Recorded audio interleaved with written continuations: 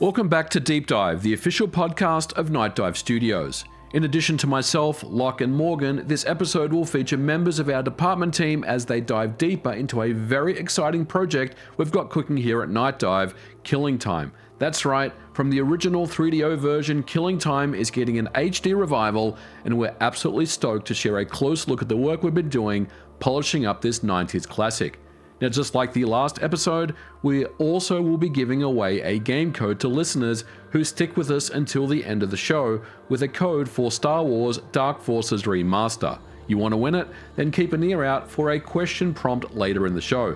And with that, let's deep dive right into today's first segment.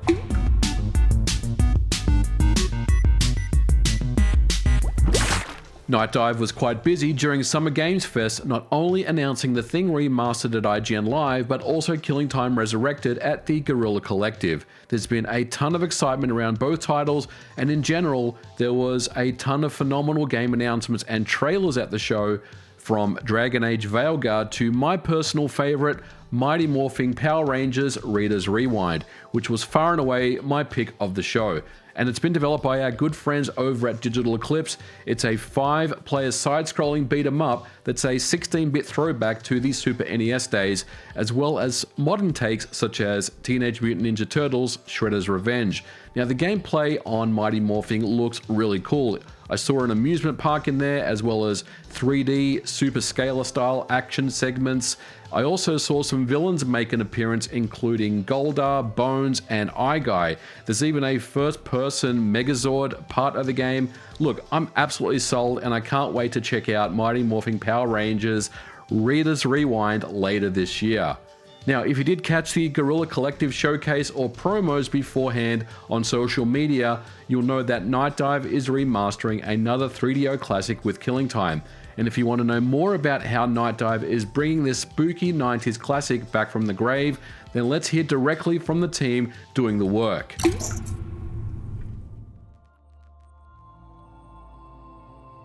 Albert, why don't you start by introducing yourself, who you are, and what you do? Hello, I'm Alberto Marin Garau. I'm from Spain and working right now in Killing Time in the art department with Joel Welsh as well. And well, I wanted to express that I'm really happy to work with in this game, because this is a really special experience, because we received a lot of backup data, but it all was from the 3DO version of the game. Okay. So we had to deal with working on a part from the PC version, but having the 3DO assets.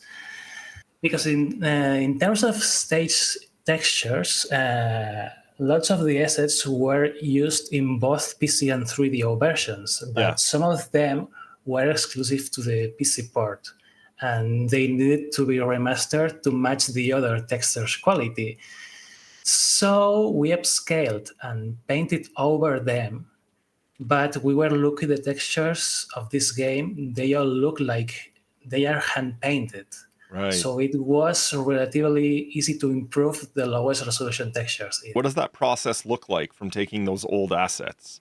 Are you importing them into Photoshop or ZBrush, or what is it? Yeah, no, it's all Photoshop work. Okay. So it's quite straightforward, but the problem is they are a lot of textures. Right. I'm sure the players will notice all the love and work behind those textures. So what advantages do you have when working with some of those backed up assets? Well, since they are the 3DO assets, there are some of them that weren't used for the PC version. Okay. Since we are doing some minor and some major stage edits, we are taking the advantage to use some of the 3DO assets that were not part of the original PC port. Oh, nice. Yeah, we could say in brief that we are taking the best of the art of the PC version and the best of the art of the 3DO and packing it together. Amazing. Yeah, let's talk a little bit about the audience. Like, what do you think of all the people requesting a Killing Time revival, and what do you think of their reactions going to be? I really hope, first of all, they are happy with the changes We are doing Hmm. because we are trying to make the playability even better than the original, Hmm. and also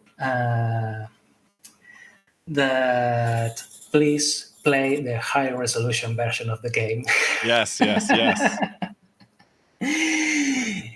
They can choose play the original version, but I would be really happy to hear from people, from old school people, that they like what we did with the new assets Yeah. and they enjoy all this work.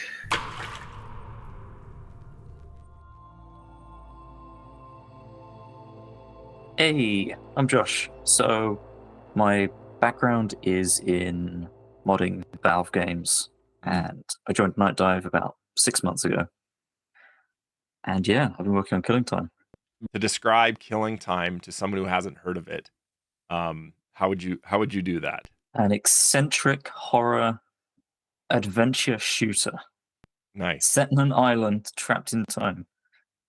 There's something great about digging into an old code base or old game development content and being able to put yourself in those developers' shoes and think about what they were thinking back then. Like, how do I, how can I put myself in this world? And that's what I find the most just fascinating about working with old stuff.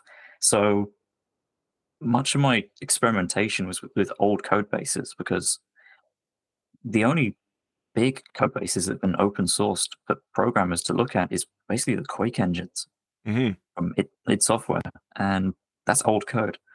And Yeah. imagine a job where like you get to look at old code all the time. How are you making the decisions, or what's your sort of process behind what you're going to remaster and overhaul? And can you just take me through a little peek of what's going on in behind the curtains?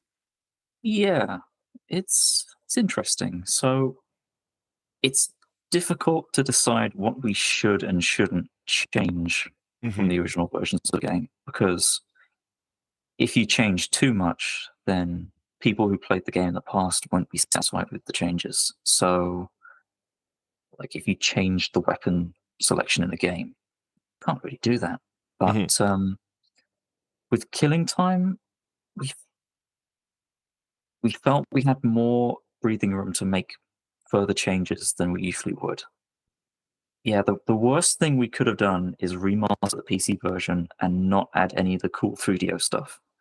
That would have made people upset, and that would have made me upset if I saw it. I would have gone, why didn't they add the 3DO stuff? Killing Time is a very different project for Night Dive, I think. Because we had the choice of starting with the PC version's code, but we chose against it because the maintenance cost of that code is pretty high. Okay.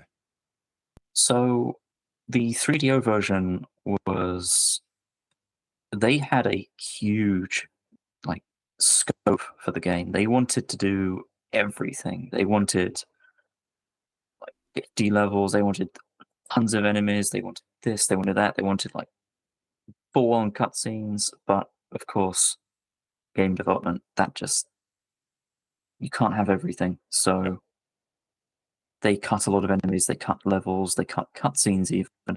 Um, we want to bring back some of that stuff. The stuff we're bringing back was just limitations of the time. I don't think they were cut for a specific reason. Hmm.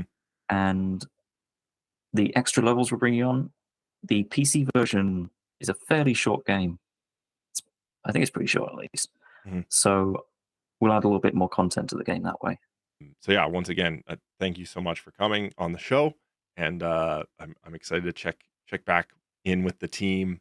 Maybe after post release or closer to release. Absolutely. I love talking about this stuff.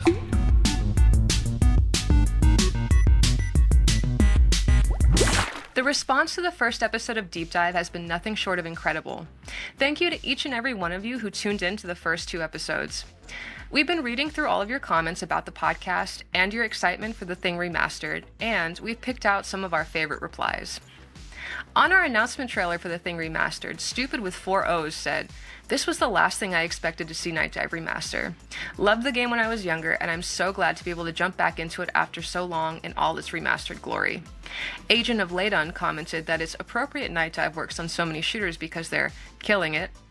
And from OJ the Mighty, "Dude, you guys are unstoppable. I can't keep up with all your releases. Whatever, shut up and take my money." From episode 1 of the Deep Dive podcast, William_Parker said, "My dad and I played the Thing game many moons ago when I was a child, and we really bonded over it and fell in love with the game. And over the years, we had always talked about a remaster remake, but always knew that'll never happen. Thank you so much for making it happen. I cannot wait to relive those memories." At Replatforming commented, "Nightdive is goated. Preserve them at all costs." At Seeing Red 1409, "This is the most exciting Nightdive release since System Shock." Meanwhile, on the IGN announcement trailer for The Thing Remastered, at Patrick Steele 9533 points out, "For anyone who hasn't seen the movie this game is based on, it's one of the greatest sci-fi horror movies of all time. Some might even say better than Alien." While at Joshua Gurr commented, "I'll never forget walking to my local Game Crazy store and picking this game because the cover art caught my eye. Can't wait to relive my childhood playing this game." And for at Pride EP64 who commented, "Atari is still alive?" Yes, Atari is still alive. A few more from our announcement on Twitter. Corey Cooper at Metroid Freak 21 replied, "Nightdive becoming rich just from me alone, not counting the soon-to-be pre-ordered physical Turok 3, the Star Wars Dark Forces remaster, Killer Clowns, this new announcement, and so on. Granted, the others get physical versions too."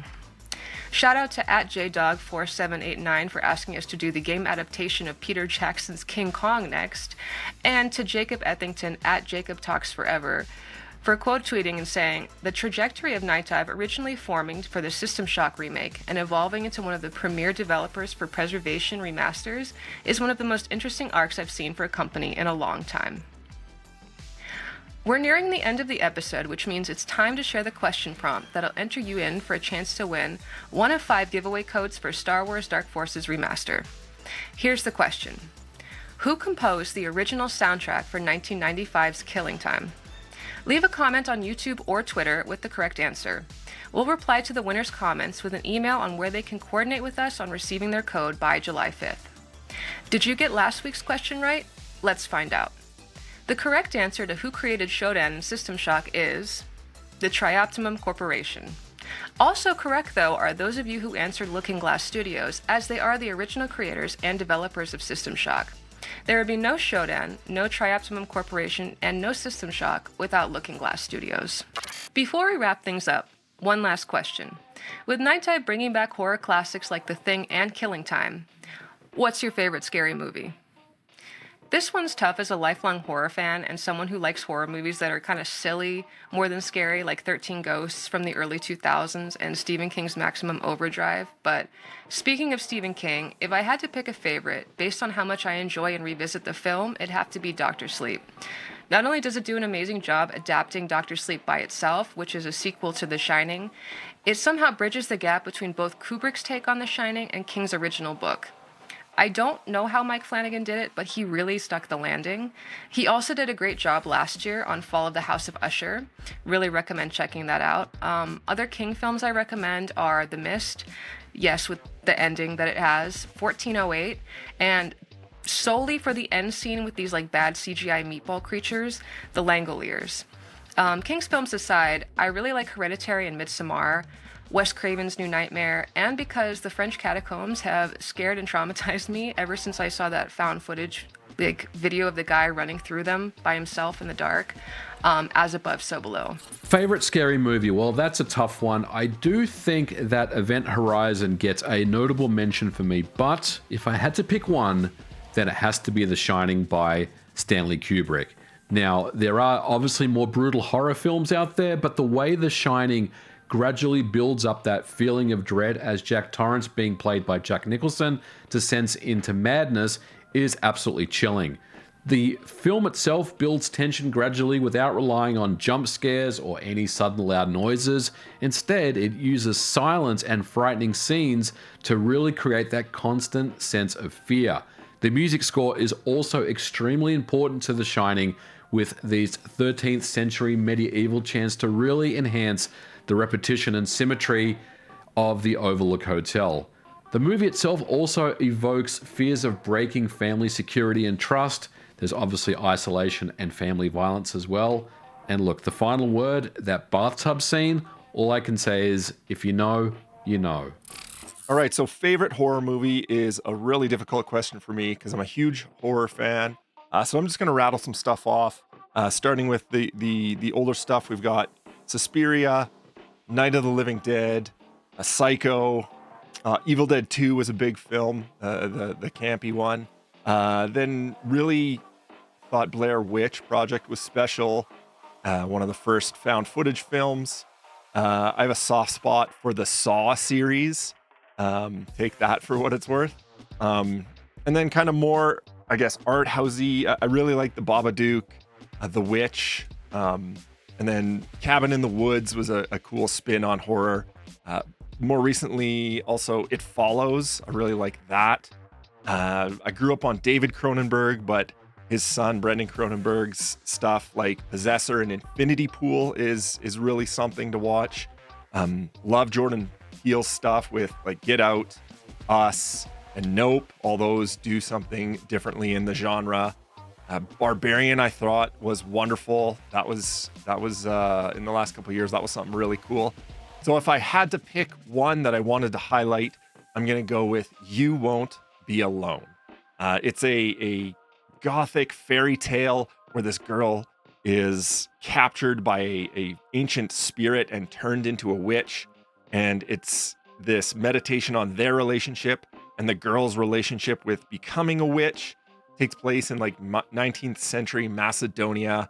It's very different from your typical horror film, but I think it's a really interesting film and one that people should check out. We'd love to hear from all of you watching as well. Let us know what some of your favorite scary movies are, and we'll read some of our favorite answers in the next episode. Thank you again to everyone who joined us for this episode of Deep Dive featuring Killing Time Resurrected. We hope you stick with us as we delve even deeper into all sorts of topics. Don't forget to comment for a chance to win a code for Star Wars Dark Forces Remaster.